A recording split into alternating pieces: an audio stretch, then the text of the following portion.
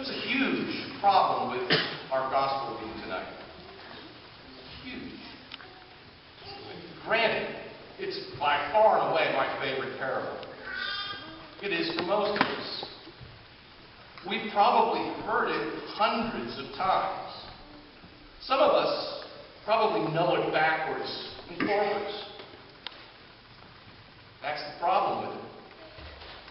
It's too familiar to us. We tend to think that we can't get anything new out of it. But you know, it's not so much a story or even a parable as much as it is revealed truth. And the truth is this: that God, the creator of the universe, who holds the stars and the planets on their course by His will alone, is deeply, personally, passionately in love with us. You see, the story's not really about the younger son. It's not even about the older son. It's all about the Father. The crown jewel of Jesus' parables is trying to teach us that our Father in heaven never delights in the destruction of the wicked, though some of us might. On the contrary, Jesus is trying to teach us that the mercy and forgiveness of God is so far beyond anything we can conceive, that His love for us is so far beyond our imagination, that no matter how badly or how often we've screwed up, we can always come home. Always come home. We know this story is the parable of the prodigal son. And I asked my wife Cindy if she knew what the word prodigal meant. She thought it meant Wallace. Maybe many of you do too. And as a matter of fact, the translation that we use at Mass, the New American Bible, even titles this story the parable of the lost son. But think about it. To characterize the son as lost emphasizes unduly that sinners are alienated from God. In this parable, nothing could be further from the truth. The word prodigal means lavishly extravagant, recklessly so. Certainly, the son was reckless in his extravagance. He blew what was probably a sizable fortune in a very, very short time. But I want you to consider a truly remarkable piece of information in this story. It says that while the son was still far off, the father caught sight of him and ran to him. Why is this so remarkable?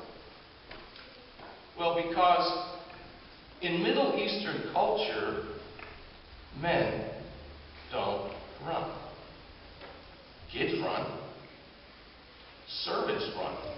Soldiers run. Poor people run. Men don't. Not free men. Not wealthy men. Not powerful men. Not in Palestine. Not in Jesus' day.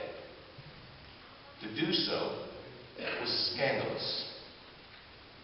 To do so meant having to hike up his robe and expose his legs, something that was considered particularly humiliating for a person of his station. Our Father in heaven runs to us. He lowers himself for us. He will do anything to bring us home again. Even sacrifice the apple of his eye His only begotten Son for us.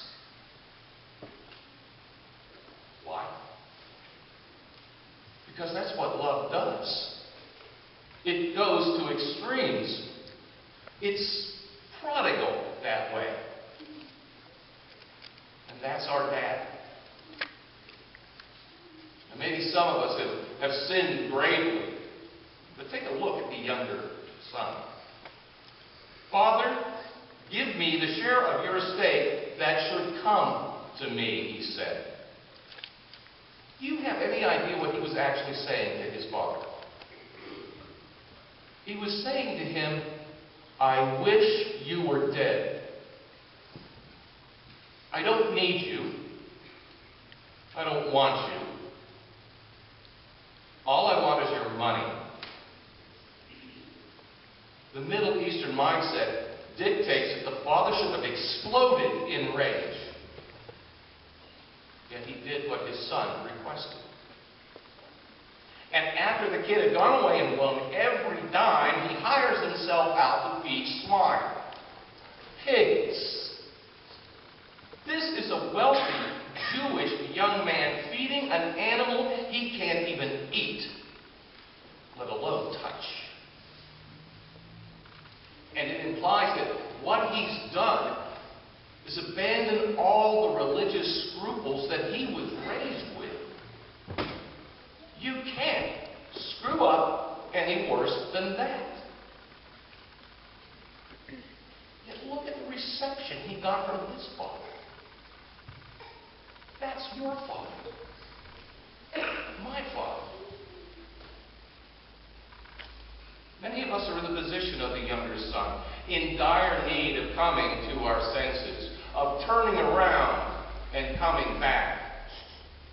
Maybe we haven't been to confession in ages. We're ashamed. We're scared. We don't think God's going to forgive us. The younger son had to have felt all of these things because he knew that any Jew who lost his money among foreigners would face what his culture called the kazaza, the cutting off, and would have had a clay pot smashed at his feet to signify his shattered, irreparable relationship. Instead, his father put sandals on his feet. Servants went barefoot. Sons wore sandals.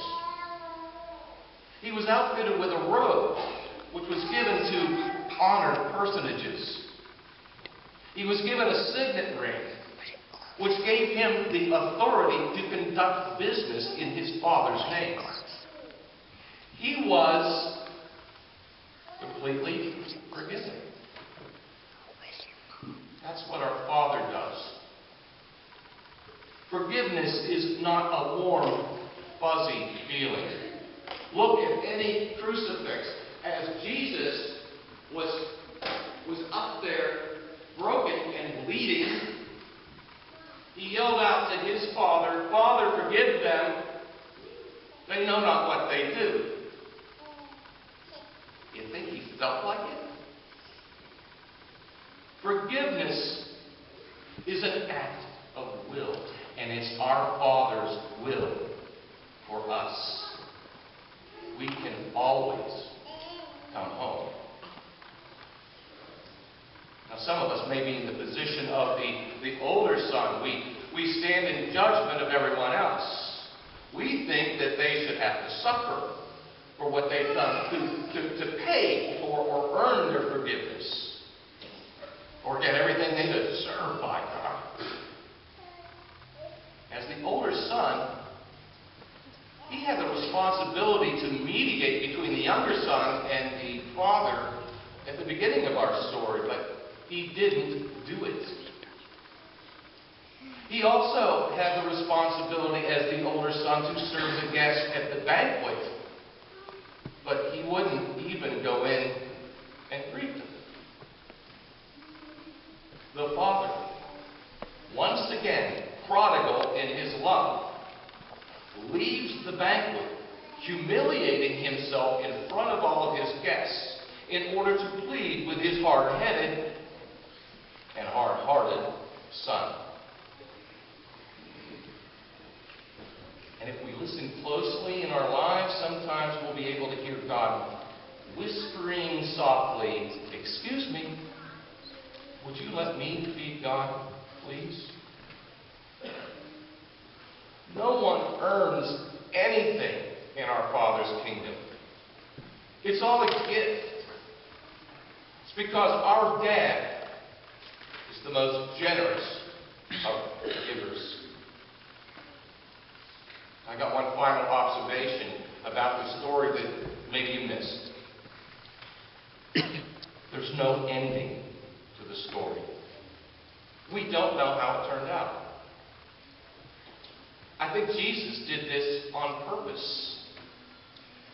Because the only way that we'll be able to find out what happened is to write it ourselves with our